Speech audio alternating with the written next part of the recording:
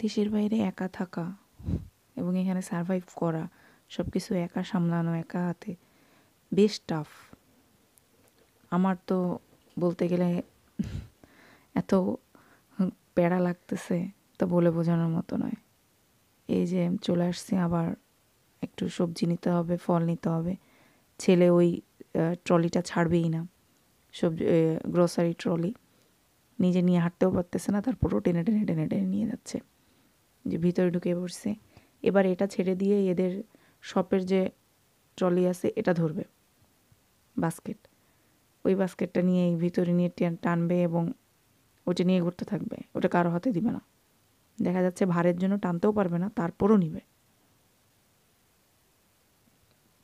যে fruits and vegetable সেকশনে চলে আসছি আজকে, মেনলি কাঁচা বাজারের জন্যই আসা।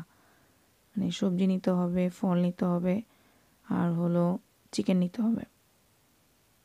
যে আমি কি খুঁজতেছি, ও হ্যাঁ, আমি ফুলকপি খুঁজতেছিলাম, কজ ফুলকপি লাগবে আমার, ফুলকপি আর মাশরুম লাগবে। এই যে এই সাইডে তরমুজ রাখা, অসময়ে তরমুজ, বাংলাদেশে আমরা তরমুজ তো গরমের দিনে ছাড়া খাই না, এবং ওইটাই সিজন। এখানে দেখা যায় 12 মাসই ফল থাকে। এই যে পেয়ে গেছি, দেখতেছি আমি যে কোনটা, চেহারা কেমন, যদিও সব টপ কোয়ালিটির, তারপরেও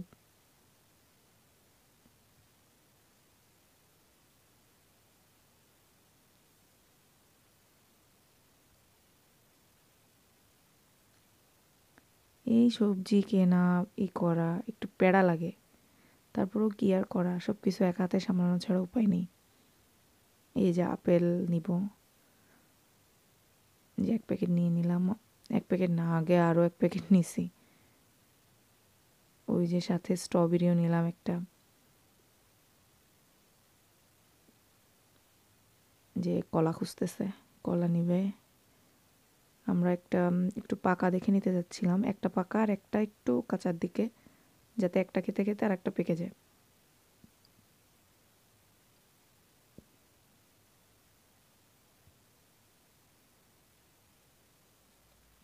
খোঁজাখুঁজির পর পেয়ে গেছে একটু পাকা আর একটা কাঁচা।